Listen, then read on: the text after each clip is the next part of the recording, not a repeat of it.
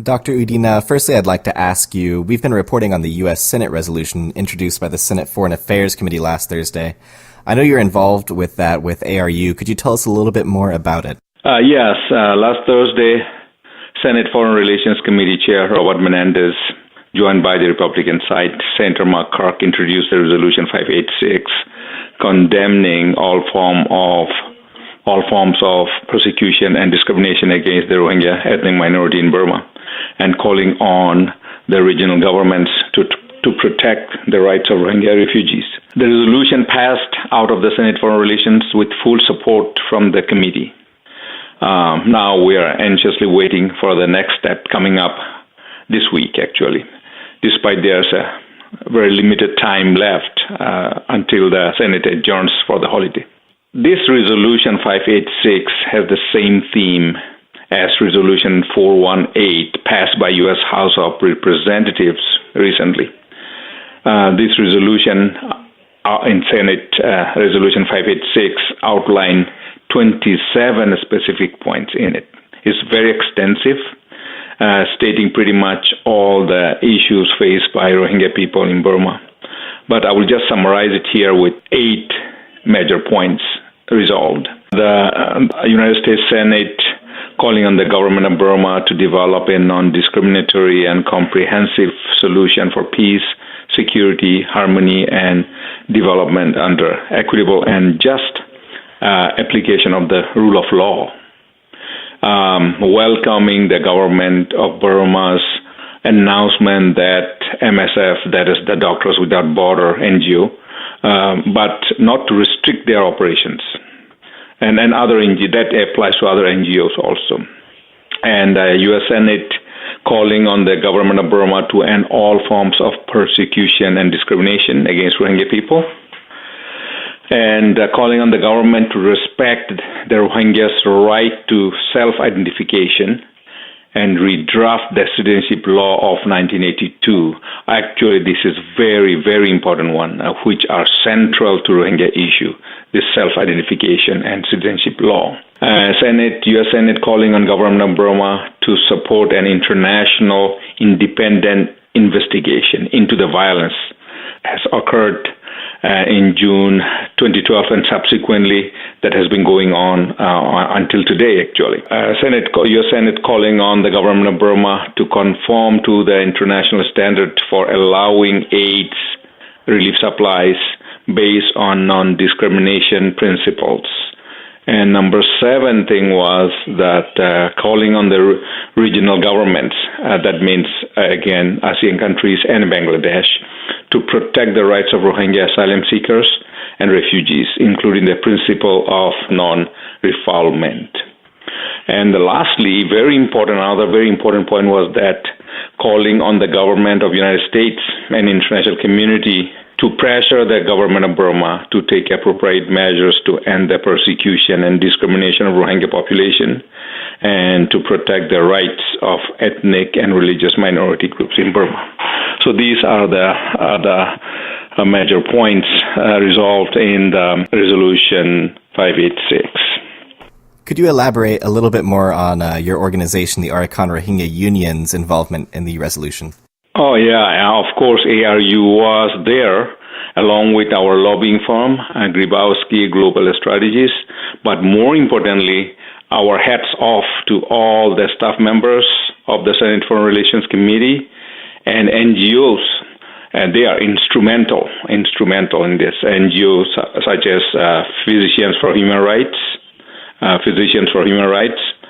United to End Genocide, Congressman Tom Andrews' organization, Refugee International, Human Rights Watch, and also MSF, that's Doctors Without Borders, based in New York. So it sounds like it was a very collaborative effort then. Yeah. They are very, this group, they really work very hard on this. Without them, honestly, I don't believe that these folks, without them, this resolution could not have happened. Without their involvement, they are serious. Their serious dedication to Rohingya cause. That's instrumental. Dr. Uddin, I recently saw that you had a meeting with the foreign minister in the United Arab Emirates. Could you elaborate a little bit more on that? Yes, I had a very good meeting with the United Arab Emirates State Minister for Foreign Affairs, Dr. Anwar Gargash, in the ministry in Abu Dhabi just last week. I have briefed the minister the central issues faced by Rohingya people in Burma. I went over all the details, and including the current situation on the ground in Arakan state, and the humanitarian crisis faced by IDPs in the camps in Arakan state, and Rohingya refugee situation in Bangladesh, India, and Thailand, and of course Malaysia. Malaysia not refugees, but these Rohingya people are living in Malaysia, and even in Indonesia and Australia. And how the human trafficking of Rohingya people in Thailand has affected our community in the region. And this is sad. This is it's a devastating things happen to our community. How the rise in bigotry in a small group of monks and some extremists has hijacked the entire Buddhist religion in Burma. And then the other issues such as ARU's work at United Nations and our work with the U.S. State Department, U.S. Congress, both House and Senate, and even White House. And ARU's engagement with some important people in ASEAN countries, some folks in ASEAN countries also. So I discussed that with the foreign minister. Were there any other engagements during your recent trip to the Middle East you'd like to talk about? During my trip, I was in Saudi Arabia for about a week, and I had meetings with government officials in Saudi Arabia, ministry officials, and had similar discussions, and quite a few NGOs in Riyadh. I had a good meeting with them. Dr. Uddin, there was an event recently in Bangladesh involving the interrogation and subsequent arrest of some staff members of the ARU's Global Rohingya Center from the Netherlands. Would you like to describe kind of what happened and elaborate on that? Yeah, the detention of the Rohingya humanitarian workers in Bangladesh is very unfortunate. GRC, that is Global Rohingya Center, is a branch of ARU, Arakan Rohingya Union. It is registered and operated out of the Netherlands. Its core mission is humanitarian aid for Rohingya refugees. Wherever there's needed, it doesn't matter which country where it is. They are quite dedicated in helping Rohingya refugees in Thailand, Malaysia, India, Bangladesh, or even inside Burma.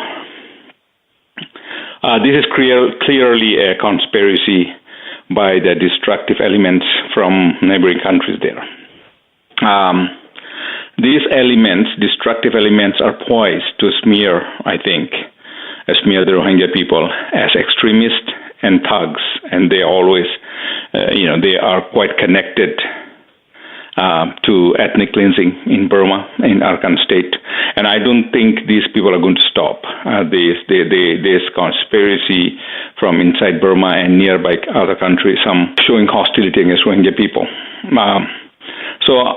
But we understand that government of Bangladesh wants to maintain good bilateral relations with its neighbors. But at the same time, the officials in Bangladesh should be mindful of the primary reason for ethnic cleansing against Rohingya people in Burma.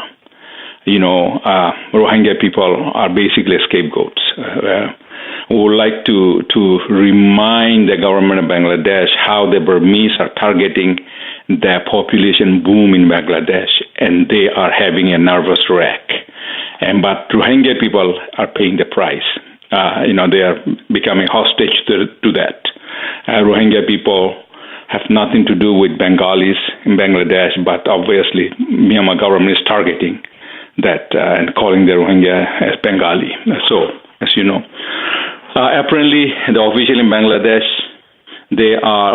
in Bangladesh are overlooking the disdain and disgust that the Burmese are having against the Bengalis in Bangladesh.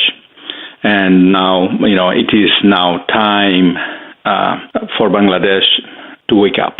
This is a wake-up call for Bangladesh, and they should not be ignoring this. This is unfortunate. We hope this will be resolved peacefully without any problem, because these people are simply in Bangladesh exploring the means for coordinating some humanitarian aids for the refugees, because the winter is coming. It's already there. It's very cold, and there are over 250,000 refugees, registered and unregistered, and registered ones get some supplies from international NGOs, but unregistered ones are really in bad shape. And they need some blankets, they need winter supplies, and of course food and medicine. So what's wrong, helping them? I hope this Bangladesh government will understand that and then resolve this issue in a very dignified way.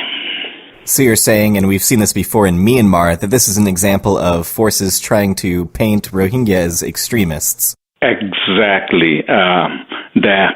The radical elements in nearby countries, particularly in Burma, they are poised to destroy the image of Rohingya. Anybody who is doing good job and noble work are also extremist in their view and try to portray them as extremist. Is there any chance we'll see an independent investigation on these events? I hope there will be, because international community is not going to keep silent, and this is a concern for all of us, including international community.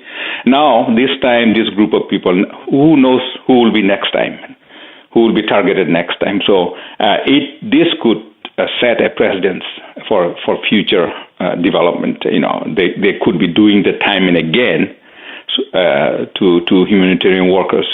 It could be non-Rohingya humanitarian workers.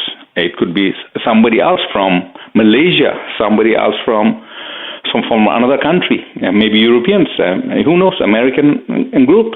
So we need to take this seriously, and I really hope that Bangladesh government will wake up and look at this from the right angle and resolve this so that this will not repeat again.